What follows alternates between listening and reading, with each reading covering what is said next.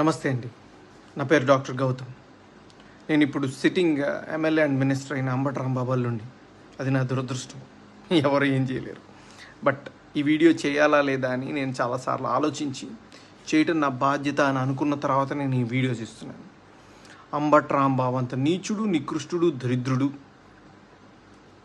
శవాల మీద పేలాలు ఏరుకునే రకాన్ని నేను నా జీవితంలో చూడలేదు. రోజు పొద్దున్నే దండం పెట్టుకునేటప్పుడు ఇంతటి నీచుడిని ఇంకొకసారి నా లైఫ్లో ఇంట్రడ్యూస్ చేయకు స్వామి అని ఎప్పుడు కోరుకుంటూ దండం పెట్టుకుంటుంటా. అంత భయంకరమైన వ్యక్తి.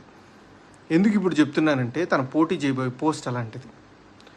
ఏ పోస్ట్కి అయితే మంచితనం, మానవతా విలువలు,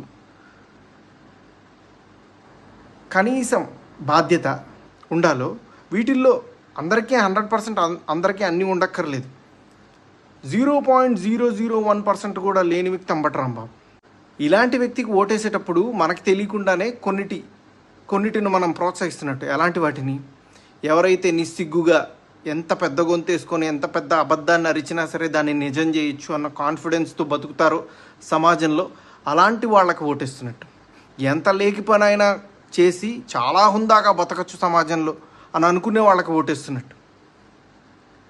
ఏదైనా చేసి సిగ్గు లేకుండా సిగ్గులేని తనాన్ని ప్రోత్సహించవచ్చు అని అనుకునే వాళ్ళకి మనం ఓటేస్తున్నట్టు. ఇలాంటి వాళ్ళకి ఓటేస్తే ఇవే సమాజం యొక్క తలరాతలాగా మారి రేపు సమాజం కూడా ఇలానే తయారవుతుంది. దీన్ని ప్రజలు గమనించి సరైన ఓటుతో, సరైన బాధ్యతతో ఓటేసి సరిగ్గా నాయకుడిని ఎంచుకుంటారని ఆశిస్తూ నమస్తే అండి. నా పేరు డాక్టర్ గౌతమ్. నేను ఇప్పుడు సిట్టింగ్ ఎమ్మెల్యే అండ్ మినిస్టర్ అయిన అంబటి రాంబాబు నుండి. అది నా దురదృష్టం. ఎవరు ఏం చేయలేరు. బట్ ఈ వీడియో చేయాలా లేదా అని నేను చాలాసార్లు ఆలోచించి చేయటం నా బాధ్యత అని అనుకున్న తర్వాత నేను ఈ వీడియోస్ ఇస్తున్నాను. అంబటి రాంబాబు అంత నీచుడు, నికృష్టుడు, దరిద్రుడు, శవాల మీద పేలాలు ఏరుకునే రకాన్ని నేను నా జీవితంలో చూడలేదు. రోజు పొద్దున్నే దండం పెట్టుకునేటప్పుడు ఇంతటి నీచుడిని ఇంకొకసారి నా లైఫ్లో ఇంట్రడ్యూస్ చేయకు స్వామి అని ఎప్పుడు కోరుకుంటూ దండం పెట్టుకుంటుంటా. అంత భయంకరమైన వ్యక్తి. ఎందుకు ఇప్పుడు చెప్తున్నానంటే తన పోటీ చేయబోయే పోస్ట్ అలాంటిది. ఏ పోస్ట్కి అయితే మంచితనం, మానవతా విలువలు,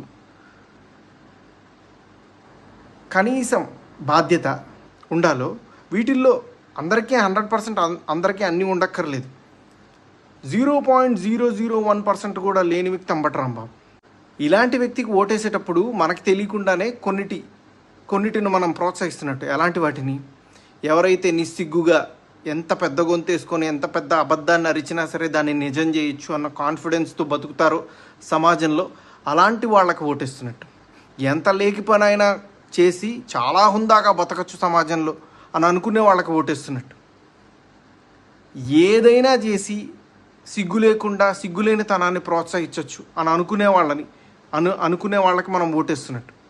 ఇలాంటి వాళ్ళకి ఓటేస్తే ఇవే సమాజం యొక్క తలరాతలాగా మారి రేపు సమాజం కూడా ఇలానే తయారవుతుంది.